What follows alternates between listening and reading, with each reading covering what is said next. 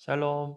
10월 7일 말씀 PT 사복음서 10분 묵상을 시작하도록 하겠습니다. 오늘 하나님께서 우리에게 주시는 말씀은 마태복음 4장의 말씀입니다. 마태복음 4장의 말씀은 어떤 내용으로 구성되어 있었습니까? 첫 번째로는 예수님께서 사탄의 시험을 받으시는 장면, 그리고 천국을 선포하시는 내용, 그리고 제자들을 부르시는 내용, 그리고 예수님의 3대 사역의 요약문으로 이렇게 구성되어 있는 것을 읽을 수 있으셨을 것입니다. 첫 번째로 우리가 잘 아는 예수님께서 사탄의 시험을 받으시는 내용을 한번 살펴보죠. 본격적으로 사역을 시작하기에 앞서 예수님께서는 사탄의 시험을 받으셨습니다. 마태복음 12장 29절 말씀에서 사람이 먼저 강한 자를 결박하지 않고서야 어떻게 그 강한 자의 집에 들어가 그 세간을 강탈하겠느냐, 결박한 후에 그 집을 강탈하리라 말씀하셨던 것처럼 사탄의 세력, 마귀의 세력에 그 올무에 붙들려 있는 하나님의 백성들을 구원하기 위하여서 먼저 사탄의 시험을 받으셨던 것이죠.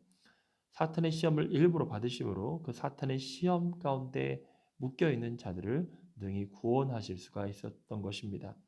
히브리서 4장 15절 말씀해 보니까 우리에게 있는 대제사장은 우리의 연약함을 동정하지 못하실 분이 아니요 모든 일에 우리와 똑같이 시험을 받으신 이로되 죄는 없으시니라 이렇게 말씀하고 있죠. 예수님께서 받은 시험들은 이런 것들이었습니다. 광야에서 40일을 밤낮으로 금식하신 시험이 있으셨죠. 또한 이 마귀의 시험의 궁극적인 목적은 바로 하나님의 구원 사역을 좌절시키는 것이었는데 그 방법으로 죄 없으신 예수 그리스도께서 죄를 짓게 함으로 그 일을 좌절시키려고 했던 것입니다. 그것이 시험의 목적이었어요. 그래서 마귀는 첫 번째로 하나님의 아들이라면 돌이 떡이 되게 해봐라. 그리고 두 번째로 하나님의 아들이라면 성전에서 뛰어내려라.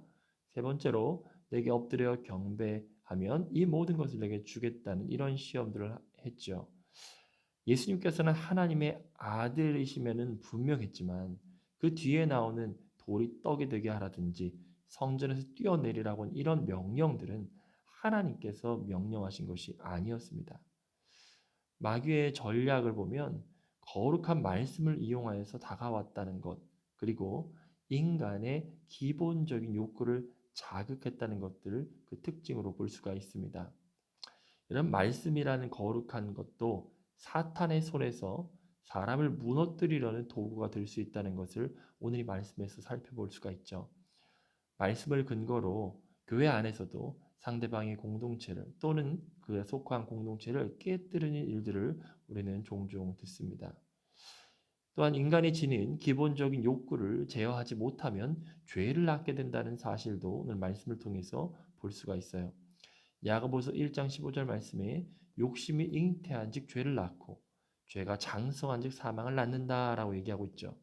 욕심이라는 거, 욕구라는 거 그 자체는 필요한 것입니다. 하지만 욕심을 품고 그것에 붙들리면 죄가 되는 것이죠. 우리가 먹는 것, 또 명예를 갖는다는 것, 또 권력 등에 대한 것들은 우리가 취할 수 있습니다. 그것을 얻고자 합니다. 그래서 학생들이 공부를 열심히 하는 것이죠. 하지만 그것을 탐하기 시작하면, 그것을 붙들기 시작하면 그것을 메어버리게 됩니다. 그리고 그것이 바로 죄가 된다고 말씀하는 것이죠. 나의 욕구, 나의 욕심은 선한 동기에 붙들려 있는가 한번 질문해 볼 수 있을 것 같습니다. 두 번째로 예수님께서 기록된 말씀으로 시험을 이기셨습니다. 우리도 시험을 이기기 위해서는 말씀으로 무장되어야 합니다. 요한계시록 3장 10절에 보니까 내가 나의 인내의 말씀을 지켰은즉 내가 또한 너를 지켜 시험의 때를 면하게 하리니 이는 장차 온 세상에 임하여 땅에 거하는 자들을 시험할 때라 이렇게 말씀하고 있죠.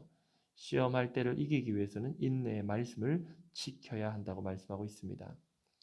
또 천국을 선포하셨는데요. 마태복음은 갈릴리 지역을 중심으로 예수님의 사역을 조명하고 있습니다.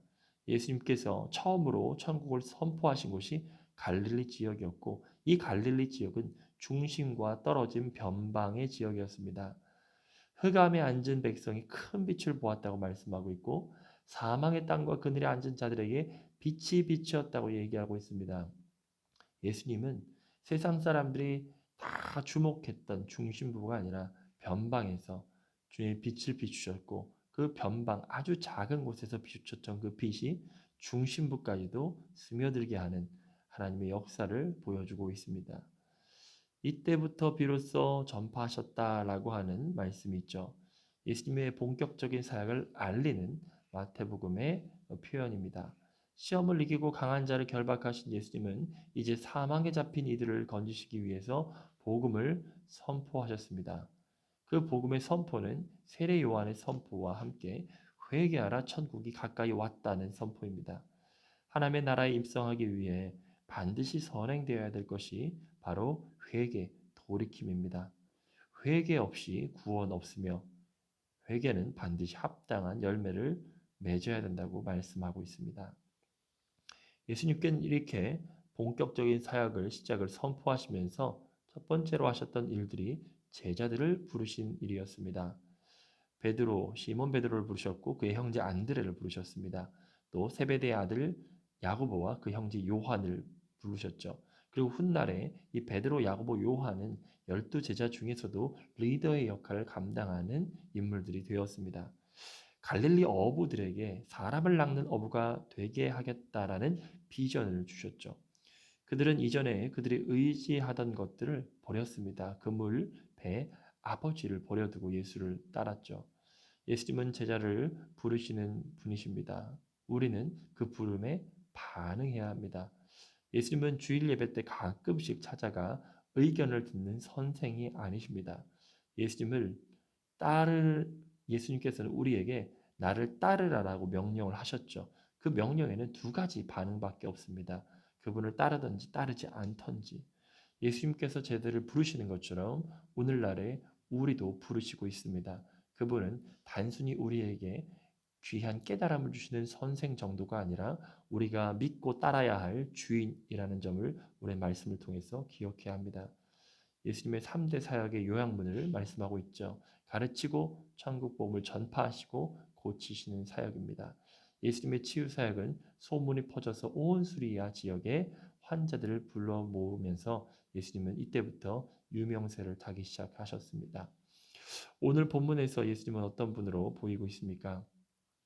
예수님은 우리의 연약함을 동정하시면서 우리가 연약함에만 머물기를 원하지 않으시는 분이라는 점을 알 수 있어요.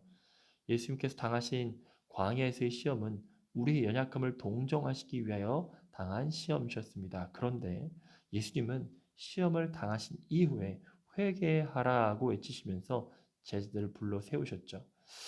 이는 시험에 빠져 허우적거림에서 벗어나는 것만으로 만족하지 않으신다는 의미입니다.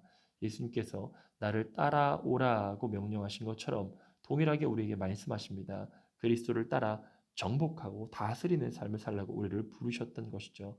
이를 위해서 우리는 전적으로 예수님을 따라야 합니다. 예수님을 따르기 위해 내가 의지하고 버려야 할 것들이 무엇인지 우리 한번 돌아볼 필요가 있습니다. 또한 예수님은 하나님의 아들로서 시험까지도 순종하심으로 모든 의를 이루셨습니다. 예수님 사역의 일거수일투족은 하나님의 모든 의를 이루기 위하여 계획표가 세워져 있었습니다. 육신의 한계에 부딪히는 40일 금식 기도를 성령의 이끌림을 받아 순종하심은 그 일이 주님이 기뻐하시는 일이었기 때문입니다. 우리의 삶도 하나님의 모든 의를 이루기 위해 존재합니다. 고난이 있을지라도 그 모든 상황 속에서 나를 향한 하나님의 모든 의가 이루어지기를 우리 또한 기도하며 순종해야 할 줄 믿습니다. 우리 말씀을 붙들고 함께 기도하겠습니다.